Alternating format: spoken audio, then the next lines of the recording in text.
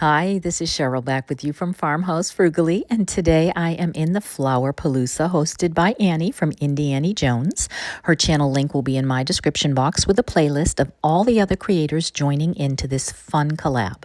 Now, I got these spools, I guess, at a local antique store the other day for $1 each, and I couldn't even believe it. And so I decided the most simple thing I could possibly do is to take some of these beautiful blues and purples and whites, these florals that I had in my stash, and just tuck some in. And then I took a length of this beautiful green velvet ribbon. I simply tied a bow, I let the rest of it hang loose, and that is it. Now, I could add a hang tag, I could add a butterfly to the florals, I could, do any number of things to dress this up a little bit more, but I actually preferred the simplicity of this, and I just love the way that it came out. I think it looks so lovely on my new refurbished sewing table. So that is item number one, the most simple. Then we will get a little more complex from here. This second item my husband brought me home from the good table at the dump. He thought I might be able to do something with it. And it's sweet, it's cute, it's lightweight, it is already a very lovely color. But since I am working with some spring colors, I thought that I would dress up the color a little bit. And I thought I'd use some IOD products as well. So I have the brooches mold from the IOD 2025 spring release. I'm just going to add a little bit of cornstarch, press some clay into that, and then I'm going to actually put a little bit of the quick and thick on the back of it before I pop it out, just to make it all kind of one easy application. And I'm going to put that right onto the front of the basket just to dress it up. It is just a tad plain, and I do really, really love these brooches molds, so I thought that that would add a little bit something more to a rather plain space. Since I am working with some colors today, I decided to take some of the deep blue I had in my stash, add some white, and then add a touch of dark purple to bring this to a lavender color. And then I am going to brush over the whole basket in the lavender, but then I am going to wipe it back with a rag so it's a little bit more like a wash. Has enough color, but I want some of that beautiful vintage feel that is already on the basket to pop through a little bit.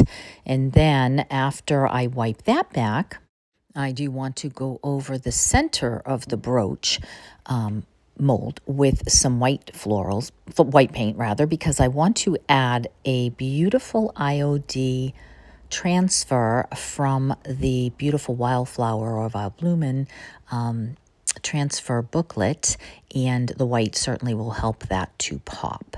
And then once that is, while I'm waiting for that clay to be completely dry, I'm just going to run over the whole thing with some watered down antiquing wax, just to again bring this to a more vintage feel. I want it to be spring, but I also want it to be vintage so that it will go with my decor. And then again, I will wait for that to dry. In that IOD transfer booklet, there was a sweet little single pansy, and it already had the purples in it. I did have to cut down the stem a little bit just so that it would fit onto that. And then I am just going to cut out some foam and press that into the bottom of the basket. And I want to put some beautiful florals into this. When you are arranging florals, it is always good to put fillers, a few spillers, and then a couple thrillers into your design. So fillers generally for me are inexpensive greens that I have on hand that are going to sort of fill out most of the basket. And then any of these spillers, this happens to have been on top of that very same one, but I needed to cut them off and make them smaller so that I could fill in around the base, because I didn't want this arrangement to be too high. Another great spiller is ivy or anything viney that can hang down the front of your basket. And then a few more fillers, since I didn't have enough of the greens and I wanted a little bit of white, are some daisy type florals that had sweet little twirly tops, and they helped to fill it in. And then the star of the show, of course, are my 3 thrillers, which are these gorgeous bluish colored florals, and I think that they came out lovely. So then I just attached that simple little pansy onto the front of that mold, and then covered that with Mod Podge so that that would be sealed and not break off in future. And that is all that I did for this simple, beautiful spring arrangement, and added a little touch of purple in my home decor. I did, of course, tuck moss everywhere to hide the green floral foam, and I really love this purple with the green and some touches that I have in my new home office. I found those beautiful vintage flashcards at my local antique store, and they were very inexpensive. I would love to know if you have any interest in my picking you up some of these flashcards and some of those spools. I think I could still get some if you want them. You'd have to pay, of course, for shipping, but let me know. And if you have an interest, I may put them on Whatnot or eBay, or, I may just simply, let you know what the cost would be and sell them to you. I know that these are phenomenal buys, and so not easy to come by. So let me know, and I think I might be able to go over and get a few more. Now, the next thing I'm doing is taking a box I had in my stash that I had done rather primitive country in the past, and it has a really lovely handle on it, which I just already really like, but I wanted to erase the primitive country feel of it by simply dry brushing over it in a cream color, and then I added an IOD mold. Same process I did for the other one, so I didn't show you that here, but I just added that to the front, and I took my little letter step press, and I pressed in the word flowers right into that mold while it was still wet. And then I just did the same thing here. I have some gorgeous pink florals, and those are roses I had picked up, I think at Michael's, but I'm not positive. So the filler is a boxwood. I didn't have any spillers, but I don't think it needed it.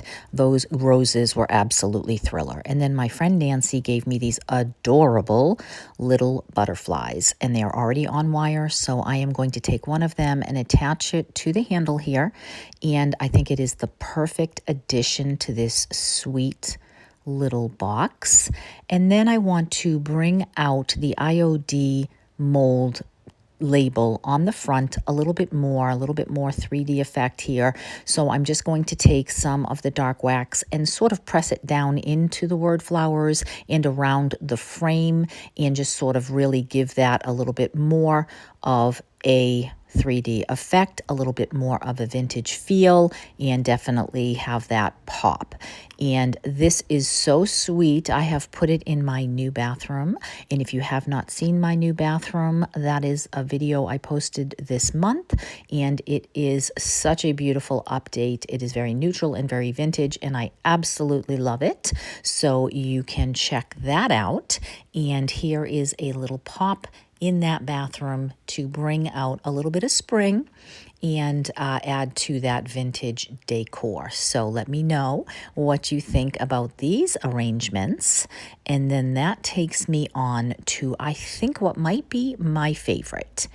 Last year I had gotten these little wooden planter boxes at the dump, and this one I had to clean all the soil out of, and then it was a kind of a mustardy color, so I went ahead and I started first with the IOD Sparrow's Nest, and these molds are absolutely spectacular. I love them, and I've used them with clay, but I have never used them with resin. So I decided to go ahead and use resin this time, because I think this planter box is going to end up outside on my deck, and I know that clay would eventually disintegrate, whereas this epoxy resin would be much more long-lasting.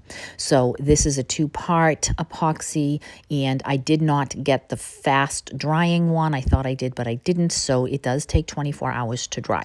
You mix equal parts A with equal parts B, and the lovely thing about the IOD molds is it tells you exactly how many milliliters you will need to fill each mold. So I added that, stir that for 3 to 5 minutes slowly, and some of these come in white or you can add colors, and some of them are clear.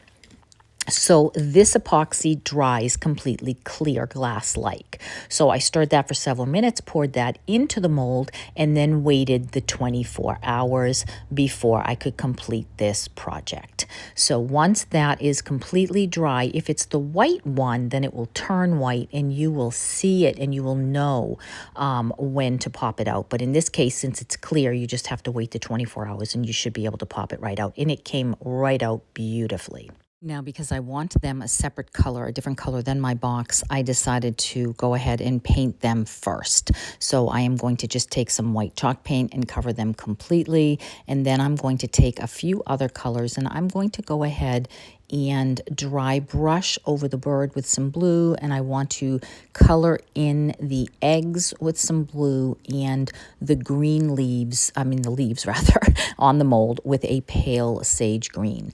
The same green that I am going to cover the entire box with. I love the box. After I sanded it, I contemplated keeping it, but the color is just a little too primitive and not spring enough for this Flowerpalooza. I really wanted this to be very springtime. So once that green does dry, I sand that back with my orbital sander because I do want the vintage feel and I do want some of that to pop out. Then I'm just going to take my quick and thick wood glue and I'm going to take a little bit of hot glue and I am going to adhere these directly onto the front of this so that it will stay, you know, not forever, but obviously for some period of time. If I put this out back on my deck, I think with the 2 glue as well as a coat, I will seal coat the entire thing once I'm finished, because obviously I used a chalk paint here, the white.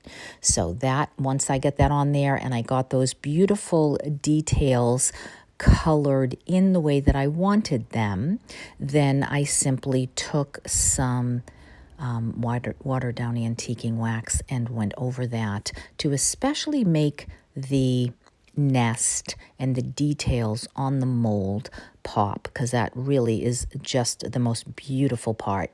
This IOD mold is just absolutely gorgeous. I think so far my favorite mold that I have.